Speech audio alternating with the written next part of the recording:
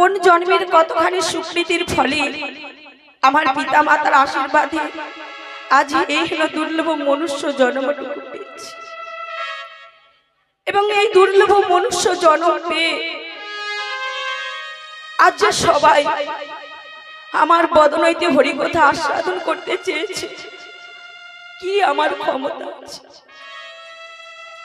শাস্ত্রে বললেন, অসংখ্য ব্রহ্মা ন জানতি কোটি বিষ্ণু প্রলয়গত, গঙ্গা বালু ইন্দ্র সম কিঞ্চিৎ ধ্যানে মহেশ্বর।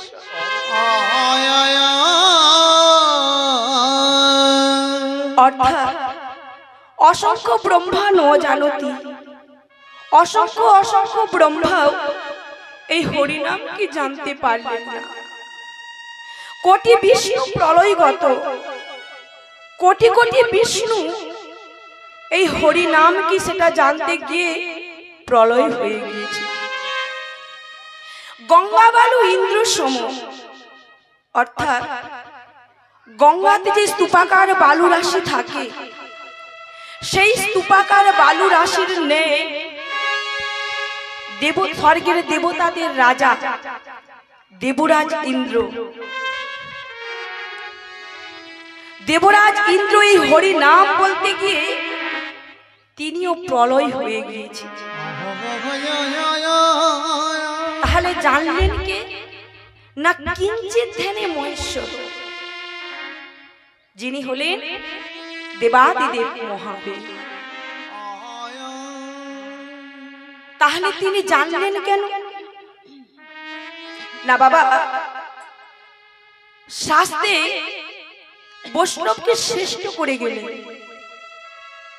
বললেন কি বৈষ্ণবানাং স্বয়ং শম্ভু, অর্থাৎ যিনি ভোলানাথ, যিনি বৈষ্ণব, বৈষ্ণবকে শাস্ত্রে শ্রেষ্ঠ করে গিয়েছেন। তাই দেবাদিদেব মহাদেব তিনি তো পরম বৈষ্ণব।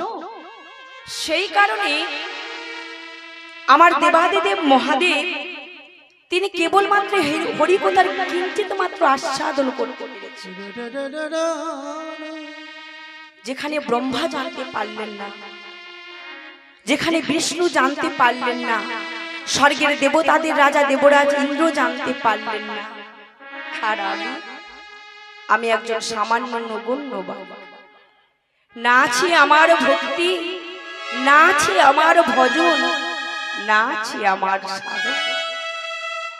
তাহলে আমি কেমন করে আপনাদের কাছে সেই হরিকথা আস্বাদন করতে? তবে পারি না নয়, আমার ভগবান নিজ মুখে বলেছে, আমার ভগবানের থেকে আমার ভগবানের নাম বড়, আবার ভগবানের নামের থেকে আমার ভগবানের ভক্ত বড়। আর আজ আপনারা হলেন সেই ভক্ত। তাই আপনারা যদি প্রত্যেককে আপনাদের চরণ ধুলির কিঞ্চিত কিঞ্চিত আমার মস্তকে দিয়ে আমাকে আশীর্বাদ করে, তাহলে এই হরি কথা,